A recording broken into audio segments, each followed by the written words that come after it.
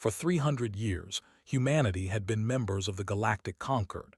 This was a large group of 12 alien civilizations that traveled among the stars.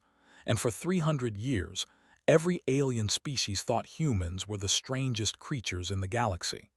They were not strange because they were ugly or different.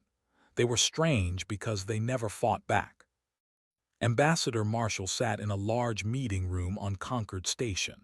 Across from him sat a delegate named Orr. That was almost 9 feet tall with black scales that shined like polished stone. His yellow eyes looked down at with something between curiosity and disgust. They were the military power of the Concord. They were brutal and efficient and completely sure that they were the strongest species in the galaxy. "Your people confuse us, human," Orr said in a deep, rumbling voice. "You have warships, but you never use them. You could take new planets, but you stay inside your borders. You talk and negotiate when you could simply take what you want." Smiled politely. He had heard words like these many times before. "We prefer diplomacy, delegate. Violence is rarely the answer to any problem." They made a grinding sound with his throat. This was how his species laughed. "Your people are weak, soft. This is why the Concord allows you to exist. You are harmless, like small animals that hide in corners." Kept smiling but said nothing. He had learned long ago that arguing with was pointless. They believed strength was everything. They could not understand a species that chose peace when war was possible. Far above them, on the bridge of the diplomatic vessel Horizon's Edge, Captain Torres listened to the conversation through a small device in her ear. Her first officer, Commander, stood beside her with his arms crossed over his chest. His face showed the frustration that felt in her heart. 3 centuries of this," said quietly so only she could hear. 3 centuries of being called weak and soft and harmless. His jaw tightened, but she kept her eyes on the viewport. Stars stretched out before them like scattered diamonds. "Orders are orders, Commander. Earth Command has been very clear since the day we made first contact with alien life. We do not show our true capabilities. We remain polite.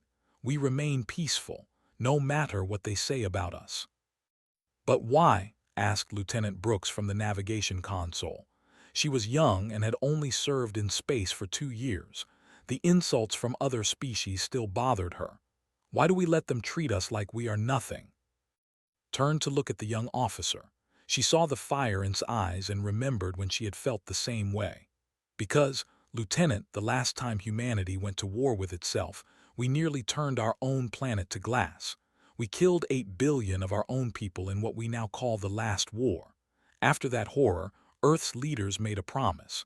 Never again would we show what we are truly capable of, not unless we had absolutely no other choice." Looked down at her console. She had learned about the last war in school, but it always seemed like ancient history. Something that happened to other people long ago. But looking at Captain Torres now, she understood that the fear of that war still lived in the hearts of humanity's leaders. Meanwhile, on Earth, in a secret facility buried deep beneath the Rocky Mountains, General Cole sat in a dark room filled with glowing screens. The room was called the Watch Center, and only 12 people in all of human space knew it existed. Beside sat Dr. Amy, a small woman with sharp eyes and gray hair pulled back in a tight knot. "The fleet movements are very concerning," Amy said as she looked at her tablet. Red dots moved across a map of the galaxy, showing warships gathering near a border. "They are positioning their forces along the edge of space." Nodded slowly. They were a peaceful species. They were artists and philosophers and musicians. They had no military because they did not believe in violence. They created beautiful things and shared them freely with the galaxy. They had been humanity's closest friends in the Concord since the very beginning. "They have no way to defend themselves," Amy continued. "If they decide to attack them, it will be a massacre." Stared at the red dots on his screen. Each dot was a warship filled with soldiers. Each dot meant death for innocent people who had never raised a weapon in their lives. "If they attack Amy said quietly, "what will Earth do?" Did not answer right away. He thought about the sealed vaults beneath their feet. He thought about the weapons that had been locked away for 300 years, weapons so powerful that humanity had sworn never to use them again, weapons that could break worlds. If that happens, he finally said, then Earth will have a decision to make, a decision we have been avoiding for a very long time. Amy looked at the old general. She had worked with him for 15 years and had never seen fear in his eyes, but she saw it now. Not fear of what humanity might have to become. On Concord Station, the meeting between and or came to an end. They stood and looked down at the human ambassador one last time. You should warn your people, human. They refuse to pay tribute to the Empire. They will soon learn what happens to species that forget their place. And after we are done with them, perhaps we will visit your little colony on 442B. It sits very close to our space. One might say that you owe us tribute as well. Felt his hands go cold. His daughter Lily lived on that colony. His played in its parks and went to its schools. The thought of warships in their sky made his stomach turn. Is that a threat, delegate? Asked, his voice still calm. Or smiled, showing rows of sharp teeth. It is a promise. The strong rule the weak. This is the natural order of things. Your species has forgotten this truth, but we will remind you soon enough. They turned and walked away, his heavy footsteps echoing in the empty hall. Watched him go and felt something change inside his heart. For 30 years he had worked for peace. He had believed that patience and kindness could change the galaxy. Now he was not so sure. He opened a secure channel to Earth and began to speak. Somewhere in the Rocky Mountains, General Cole listened to every word, and in the dark vaults beneath his feet, ancient machines waited in silence. They had been sleeping for 300 years. But they were ready to wake up. The attack came without any warning at all. Warships dropped out of hyperspace above Prime like a swarm of metal insects. There were hundreds of them, blocking out the light of the planet's twin suns. The peaceful world below had no defenses. It had no weapons. It had nothing but the hope that being part of the Galactic Concord would keep it safe. That hope died in the first 5 minutes. Plasma fire rained down on cities that had never known war. Buildings that had stood for 1,000 years crumbled into dust. Parks where children played became craters of smoking earth. They ran through the streets, their thin purple bodies moving as fast as they could, but there was nowhere to run. There was nowhere to hide. Ambassador Marshall watched the footage from Concord Station. His hands gripped the edge of a table so hard that his knuckles turned white. On the screen before him, a mother held her child close as fire fell from the sky. Then the image went dark. "This is genocide," whispered. His voice shook with anger and grief. "This is the murder of an entire species." Around him, representatives from other conquered species stood in uncomfortable silence. The ambassador clicked his mandibles nervously but said nothing. The delegate wrapped her flowing robes around her body and looked at the floor. None of them would meet's eyes. "Will no one act?" demanded, turning to face them all. "Will no one do anything to stop this?" High Arbiter hand floated forward. He was an ancient being with 4 arms and skin like flowing water. For 500 years, he had led the conquered, keeping peace between species through careful words and balanced laws. Now he spread his arms in a gesture of helplessness. "They are within their rights under conquered law," Hand said softly. "They refused to pay the tribute that was demanded of them. This action is regrettable, but it is legal." Stared at the High Arbiter. He could not believe what he was hearing. "Legal? You are calling the slaughter of millions legal? You are calling the destruction of an entire civilization legal?" "The strong rule the weak, human," came a voice from behind him. Turned to see Delegate or walking toward him with a predator's grin on his scaled face. "This is the natural order of things. They were weak and they refused to accept their place. Now they pay the price. Perhaps your people should watch carefully and learn from their mistake." Felt something cold settle in his chest. It was not fear. It was something older and darker, something that humans had tried to bury for 300 years. Your colony on 442b, or continued, his yellow eyes gleaming with cruel amusement. It produces valuable minerals. It sits very close to space. One might argue that tribute is owed. One might argue that your people should start paying what they owe before we decide to collect it ourselves. Thought of his daughter Lily. He thought of her husband and their 2 children. He thought of the quiet streets of the colony where they lived and the school where he learned to read. He thought of what they would do to them. He thought of plasma fire falling from the sky and buildings crumbling to dust. And in that moment, Ambassador Marshall made a decision. He had spent 30 years believing in peace. He had spent 30 years believing that patience and kindness could change hearts and minds. But some hearts could not be changed. Some minds understood only one language. He opened a secure channel to Earth. On the other end, Secretary General Diana Price listened to his report. She sat in a dark room surrounded by the members of Earth's Security Council. Their faces were grim and their eyes were hard. "They are threatening our colonies," said. "The conquered will not lift a finger to stop them. Madam Secretary, I have spent my entire career working for peace, but these people do not want peace. They only understand one thing." Diana Price closed her eyes. She was 63 years old and had led the United Earth government for 11 years. Every day of those 11 years, she had carried a terrible secret. Every day, she had hoped that secret would never need to come to light. "Ambassador Marshall," she said slowly, "return to Earth immediately, and tell no one what is coming." She closed the channel and turned to face her council. General Cole sat at the far end of the table. Dr. Amy sat beside him. Around them were the 12 most powerful people in human space. They had all been chosen for their positions because they knew the truth about humanity's past, and they all knew what Diana was about to say. "Ladies and," Diana said, her voice heavy with the weight of centuries, "I believe it is time we stopped being polite." No one spoke. No one needed to. They all understood what those words meant. For 300 years, humanity had hidden its true nature from the galaxy.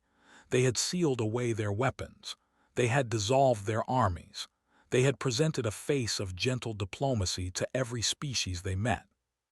But they had never forgotten what they were. "General Cole," Diana continued, "begin the awakening protocols. Activate all archived facilities. Recall all military personnel from civilian duties." Nodded once. His old hands trembled slightly as he reached for his communicator, not with fear but with something else, something that felt almost like relief. "Doctor," Diana said, "prepare the historical files.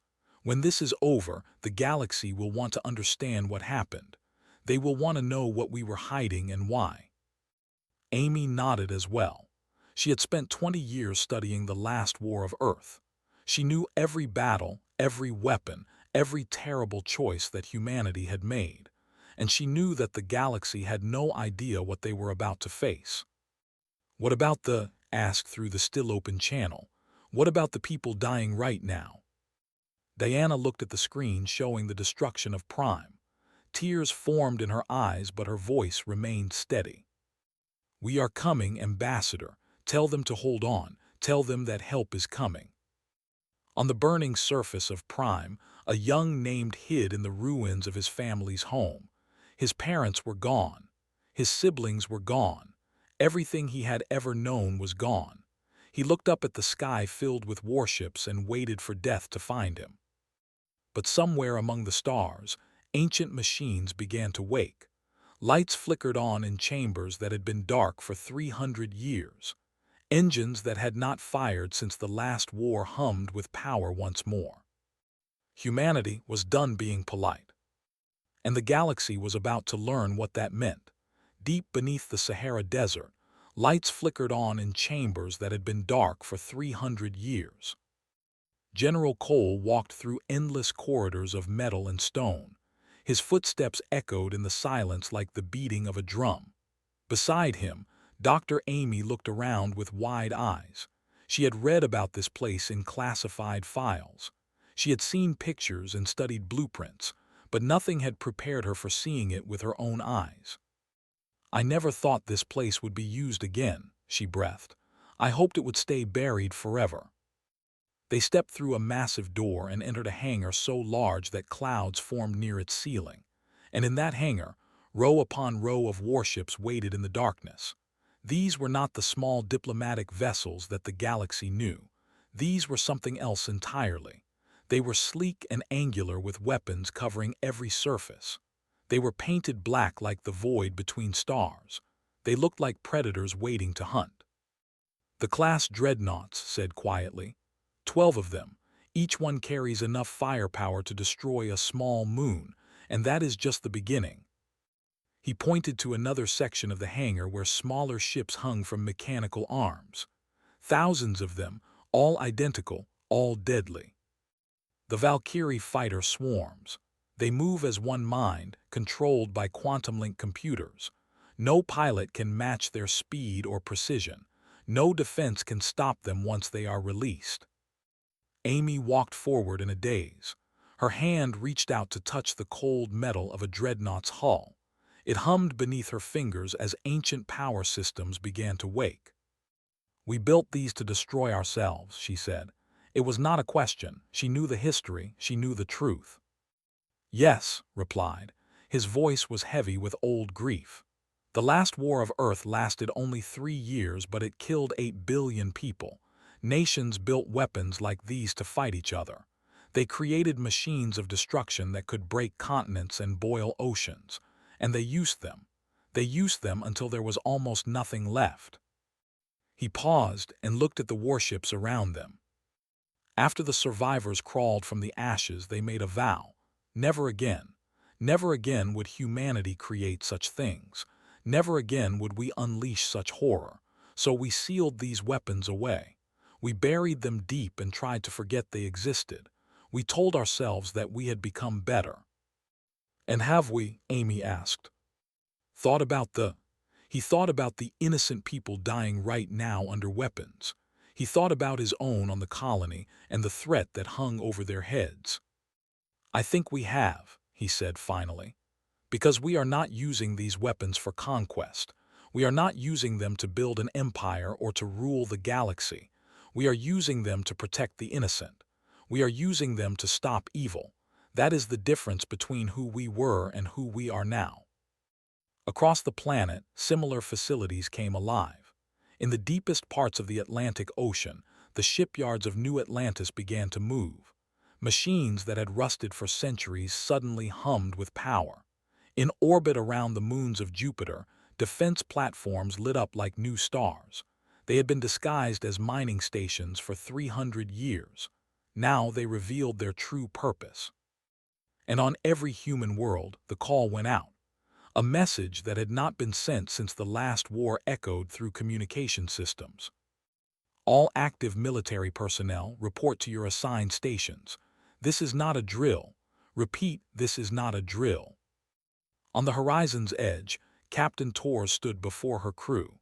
They had gathered in the main assembly hall, 200 men and women who had served on diplomatic missions for years. They had smiled at insults and walked away from fights. They had been trained to be peaceful and patient and polite. Now they looked at their captain and waited to hear what she would say. "I will not lie to you," began. Her voice was calm but firm. "What we are about to do will change everything. The galaxy has believed for 300 years that humanity is harmless.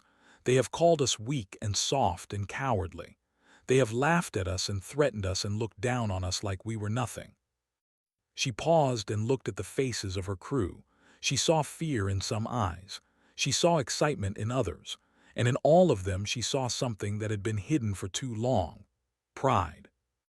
"They were wrong," she continued. "They were so very wrong, and they are about to learn the truth." She pressed a button on her console, and a hologram appeared in the center of the room. It showed the horizon's edge transforming. Panels slid away to reveal hidden weapons. The diplomatic paint scheme faded to reveal the black hull beneath. The gentle curves of a peaceful vessel straightened into the sharp angles of a warship. Every human ship in the galaxy is being recalled and refitted, explained. Every colony is being fortified. Every weapon we hid is being brought back online. And every single one of you has a choice.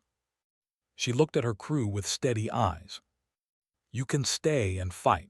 You can be part of what is coming. Or you can return to civilian life and wait until this is over. There is no shame in either choice. This is not the mission you signed up for. For a long moment, no one moved. Then Lieutenant Brooks stepped forward. Her young face was set with determination. With respect, Captain, we have been pretending to be sheep for 300 years. I think we are all ready to show the galaxy what wolves look like. A murmur of agreement ran through the crew. Not a single person moved toward the exit. Not a single person chose to leave. Felt her heart swell with pride. She had served with these people for years. She had watched them swallow their anger and hide their strength. Now she would watch them become what they were always meant to be. Then let us begin, she said. Far away, on Prime, Delegate or received reports that human ships were leaving conquered space. He sat in his command chamber and laughed, his scales rippling with amusement. As I expected, he said to his aides, the cowards are running away. Soon we will have their colonies. We will have their technology. We will have their people as slaves. One of his aides hesitated. Sir, our sensors are detecting unusual energy readings from human space, massive power outputs. We have never seen anything like this before. Or waved his clawed hand dismissively. It does not matter. Humans are weak. Whatever they are doing, it changes nothing. They do not have the strength to stand against us.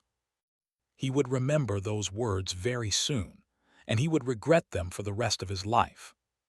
In the dark spaces between stars, 300 warships moved in perfect formation. They were painted black like the void itself. They carried weapons that had not been fired in 3 centuries, and they were coming for the Empire. The galaxy had laughed at humanity for 300 years. No one was laughing now. The human fleet emerged from hyperspace at the edge of territory, and in that moment, the entire galaxy held its breath. 300 warships hung in the darkness of space.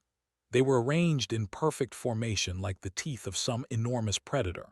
At the center of the fleet sat 12 massive dreadnoughts, each one the size of a small moon. Around them swarmed thousands of fighter craft moving in patterns that no living pilot could match. And at the very heart of the formation floated the flagship of the United Earth Navy, a vessel that had been hidden for 3 centuries. The UN Judgment Day. On the bridge of that mighty ship, Admiral Christopher Hayes stood before a viewport that stretched from floor to ceiling. He was an old man with gray hair and deep lines on his face. For 40 years, he had served humanity as a diplomat. He had smiled at insults. He had walked away from fights. He had played the role of a peaceful man from a peaceful species. That role was over now. Open a channel, he ordered. His voice was calm, but it carried the weight of centuries. All frequencies, every species in the conquered needs to hear what I am about to say. His communications officer, Lieutenant Danny Park, worked quickly at his console. Channel open, Admiral. You are live across the entire galaxy. Christopher stepped forward. His weathered face appeared on screens across 1,000 worlds. Leaders and generals and common people all stopped what they were doing to watch. They had never seen a human look like this before. They had never seen such cold determination in human eyes. To the Empire, Christopher began. To the galactic conquered. To every civilization that has watched humanity for 300 years and mistaken our restraint for weakness. He paused and let his words sink in. You were wrong. On Concord Station, High Arbiter Han watched the transmission with all 4 of his eyes. His ancient body trembled in a way it had not trembled in 500 years. Humanity did not build an empire because we chose not to, Christopher continued. We did not conquer the galaxy because we had already seen where that path leads.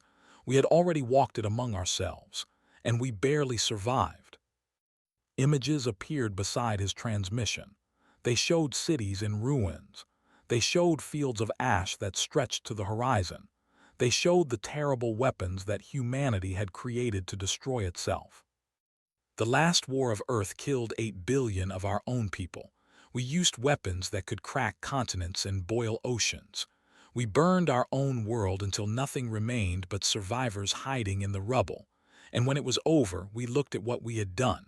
We looked at who we had become, and we were horrified. Christopher's voice grew heavier. So we made a choice. We sealed away our weapons. We hid our warships. We presented ourselves to the galaxy as peaceful and harmless and weak, because we truly hoped, that the universe would be different. We hoped that among the stars we would find species that valued life over power, species that chose compassion over cruelty. He shook his head slowly. We were wrong about that too. The images shifted to show the burning cities of Prime. They showed the bodies in the streets. They showed the refugees fleeing in ships that were too few and too slow.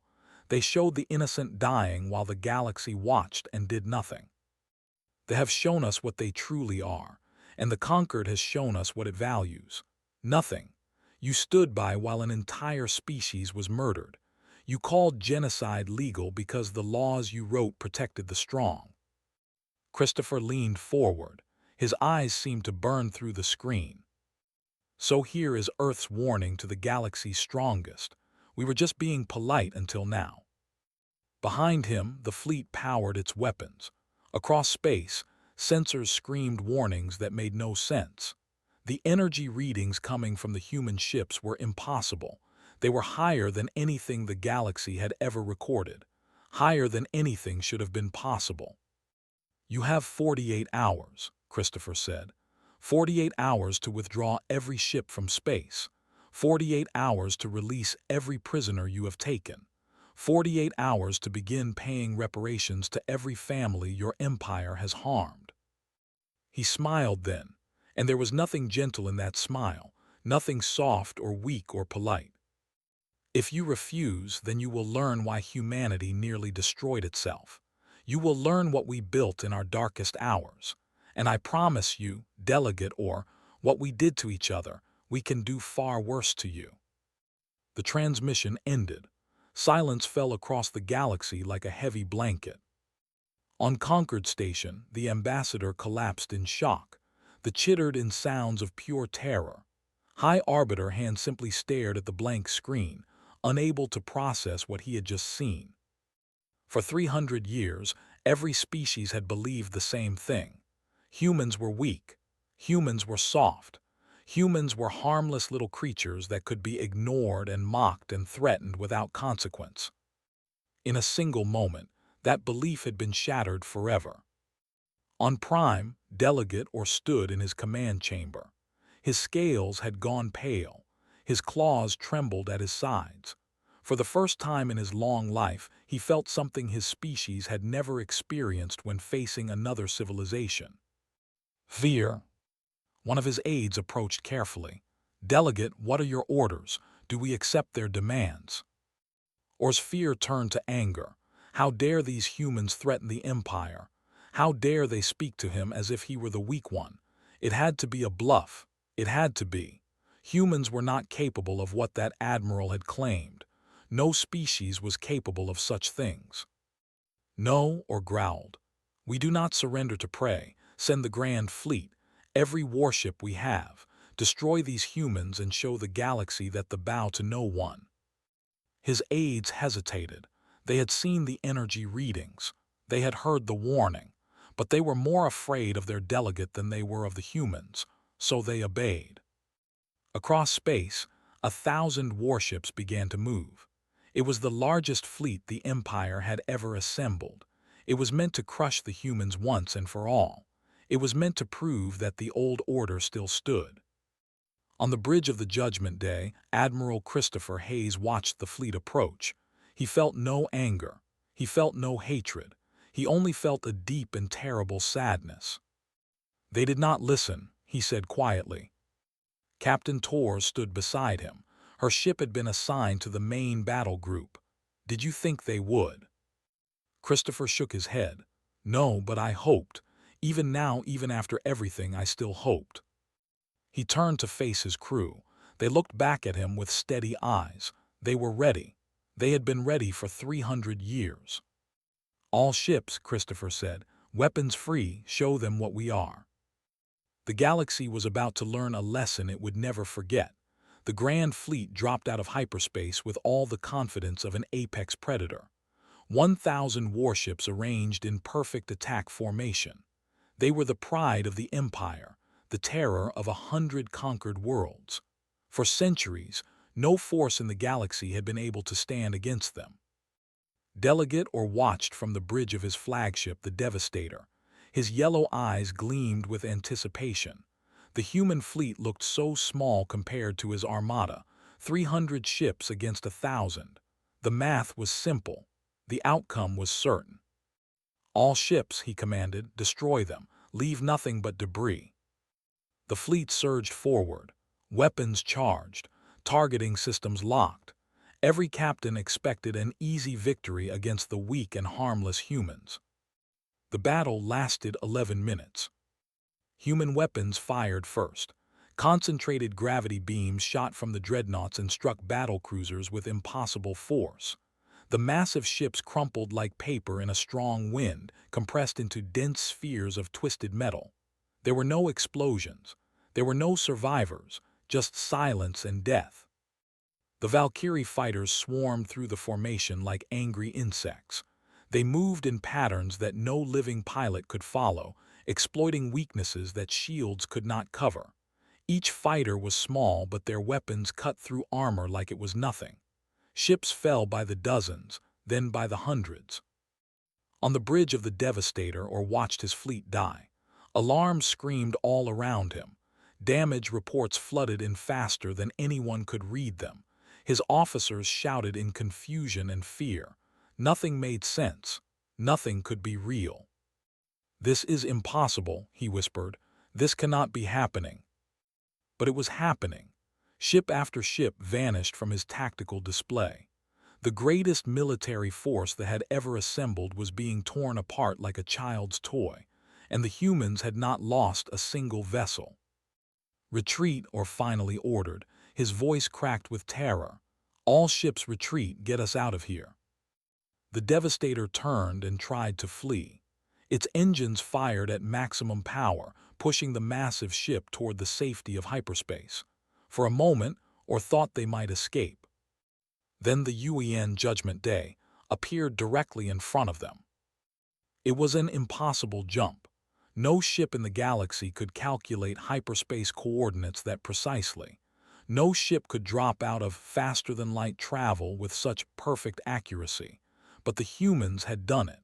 They had appeared exactly where the Devastator needed to go. Admiral Christopher Hayes looked at the crippled flagship through his viewport.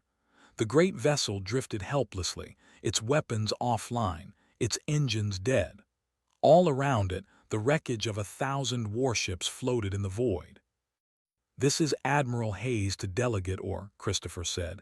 His voice was calm, almost gentle. "Your fleet is destroyed. Your weapons are offline. You have one chance to surrender before I reduce your ship to atoms." The response came quickly. All the arrogance was gone from Or's voice. All the pride and cruelty had been replaced by simple fear. We surrender completely. Please, no more." Christopher closed his eyes for a moment. He felt no joy in this victory. He felt only sadness for all the death that could have been avoided. But some lessons could only be taught one way. News of the battle spread across the galaxy within hours.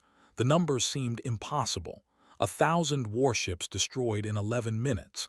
The greatest military power in the conquered, defeated by a species everyone had called weak. Analysts and strategists tried to understand what had happened. They studied the recordings over and over. They ran simulations and calculations. None of it made sense. But the truth was simple. Humanity had been hiding its strength for 300 years. and when they finally stopped hiding, there was nothing in the galaxy that could stand against them. On Prime, human ships arrived by the dozens. But these were not warships. These were medical vessels and supply transports and rescue craft. Soldiers in humanitarian aid uniforms spread across the wounded planet, distributing food and medicine and hope. Ambassador Marshall walked through the ruins of what had been a beautiful city. Beside him walked the young who had survived the attack. The young alien looked at the human workers helping his people and could not understand what he was seeing. "All these years," said softly, "you had this power. You could have conquered the galaxy. You could have ruled us all. Why did you hide? Why did you let everyone think you were weak?" Watched a human medic treating a wounded child. The medic was gentle and kind, speaking soft words of comfort even though the child could not understand the language. "Because power without compassion is just cruelty with better tools," said. "We learned that lesson the hard way. We nearly destroyed ourselves before we understood it, and we swore that if we ever used our strength again, it would be to protect the innocent, not to rule them." Was quiet for a long moment. Then he reached out and took his hand in his own. "Thank you," he whispered. "Thank you for coming." Back on Earth, Secretary General Diana Price addressed the United Nations. Her speech was broadcast to every species in the Concord. Billions of beings across 1,000 worlds watched and listened. "Let me be clear about what has changed and what has not," Diana said. "Humanity does not seek empire. We do not desire conquest. We will not occupy space or demand tribute from anyone." She paused and looked directly into the camera. "But we will no longer pretend to be harmless while innocents die. From this day forward, any species that commits genocide, that enslaves sapient beings, that preys upon the peaceful, they will answer to us. This is not a threat. It is a promise. Earth remembers what unchecked aggression leads to. We nearly lost ourselves to it, and we will not let the galaxy make the same mistakes we did." In the months that followed, everything changed. The old laws of the conquered were rewritten. Species that had lived in fear found their voices. The humbled but not destroyed began the long and painful process of becoming something other than predators. And humanity took its true place among the stars, not as conquerors, not as victims, but as guardians. Captain Torres stood on the observation deck of her new vessel, the UN Second Chance. Lieutenant Brooks joined her, and together they watched the stars drift past. "Do you think we did the right thing?" asked, "showing the galaxy what we really are?" Thought about the question for a long time. We spent 3 centuries hoping the galaxy would become peaceful on its own. It did not. Sometimes the only way to protect peace is to show that you can make war. And if they see us as monsters now, smiled softly, then we spend the next 3 centuries proving them wrong, one rescue mission at a time, one act of kindness at a time. We showed them our teeth, now we show them our hearts. In the distance, a distress signal flickered. A merchant vessel from a small species was caught in an asteroid field. Without hesitation, the UN Second Chance changed course to help. Because that was what humanity had become. Not sheep, not wolves. Shepherds. And the galaxy would never be the same again.